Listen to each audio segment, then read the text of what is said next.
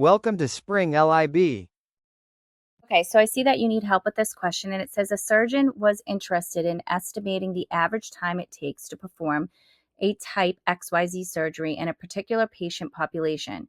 He took a random sample of 36 surgeries and found that the sample mean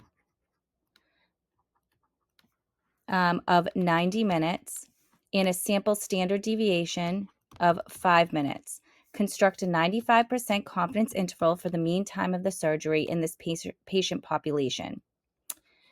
So it says, assume it is reasonable that the sampling from the normally distributed population, what is the value for the point estimate? What is the value for the table value? What is the standard of error for the point estimate? What is the lower limit and the upper limit? So we need to figure out what the 95 confidence interval is. So we need to find the t-score.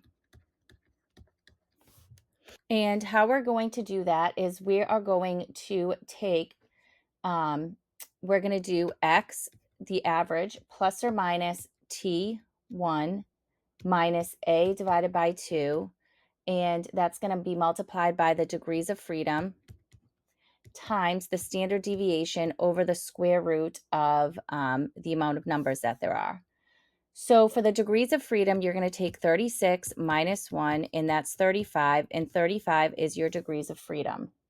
Then your A equals 1 minus your confidence interval of 95% minus, of 95%, which is 0.95,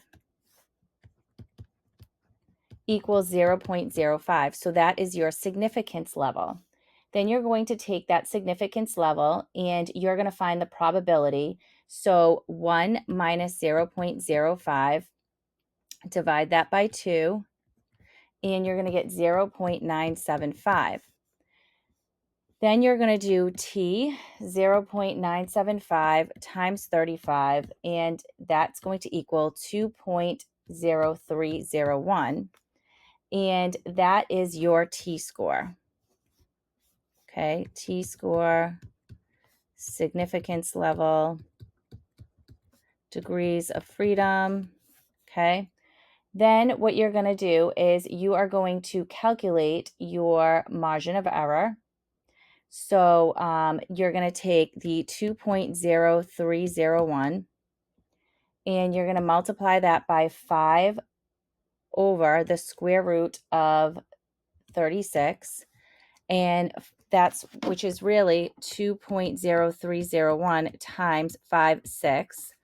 So 5/6 is 2, let me just scroll this up, 0.0301 times 0.83 repeating. And then if I multiply these two, I'm going to get a margin of error of 1.6918.